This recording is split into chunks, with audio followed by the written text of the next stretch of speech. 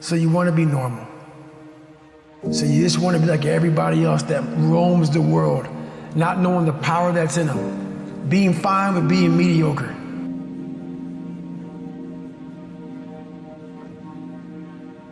Your dreams are the most powerful thing. Without a dream, there's, again, no point in being here. And we are lost without dreams. So find the time on a daily basis to dream and pursue your dream, whatever that looks like. Be on the pursuit of your dream. I really believe that you have to seek the love and the beauty that you want in what you have now.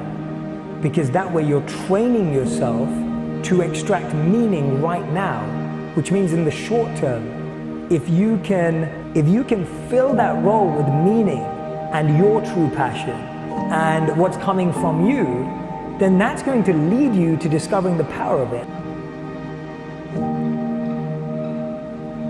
Because life is essentially tragic in its fundamental essence, you need a sustaining meaning that's deep and profound, and deep and profound enough to get you through bad times, because there will be very bad times in your life.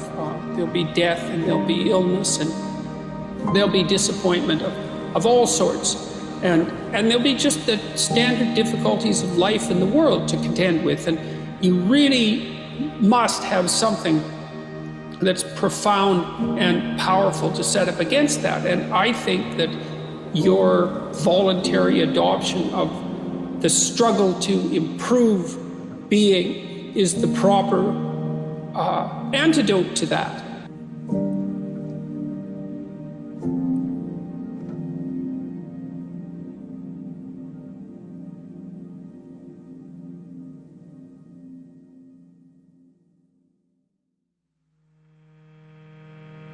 Have to understand the fundamental truth of this life. You can always make a different decision, which will lead to a different outcome. Success is not how much money or how much power you have. Success is how well do you do what you do when no one else is looking and keep on doing it. Successful people do all the things that successful people don't want to do. So you've got to be realistically humble. You've got to be ambitious enough in your goals so that you're pursuing something that you regard as truly meaningful and worthwhile.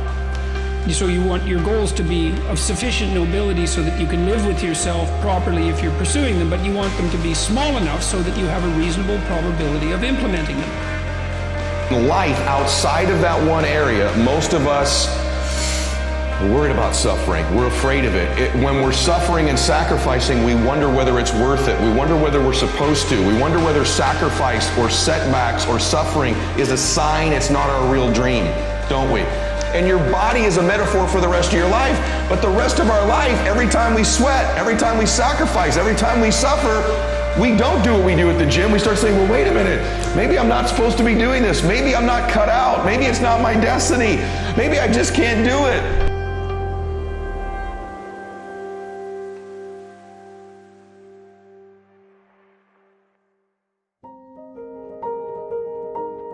You've got to remember that any challenge we're facing today, we've faced it before as humanity.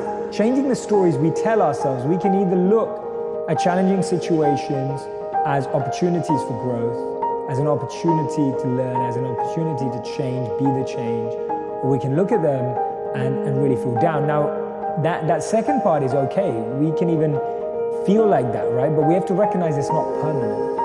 We've got to accept that none of our feelings are permanent. They don't need to be permanent, it's a choice. But recognize that those feelings are not permanent, and it will be amazing when we realize we are seeds, right? That is the most powerful way of finding strength. You get hungry by finding something that's you. I believe that all of us are born unique, but most of us die copies. And so the key to that hunger-driven life is a heart-centered life.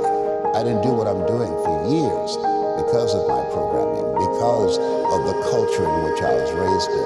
That you have to work on yourself, and you have to have an unstoppable attitude, and no excuse is acceptable, and you've got to to make it a priority, a non-negotiable in your life, and hold a constant vision of what it is you want to achieve. See it accomplished and go all out. Find a way to win.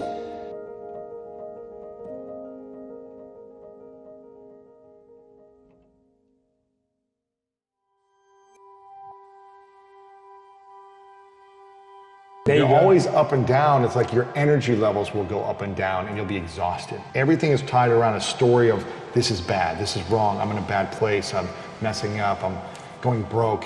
That energy is going to pull you away from service or creation or creativity of how do I get out of this place.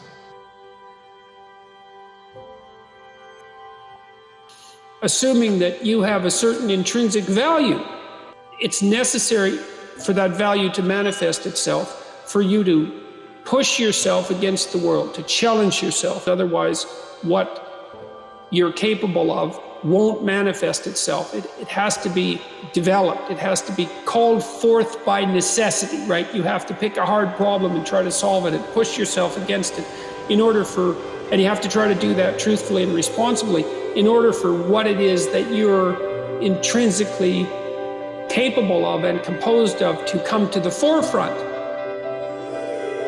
Encourage people to be responsible for themselves and for other people, and also to point out that you have a moral responsibility to do so for yourself just as you do for others.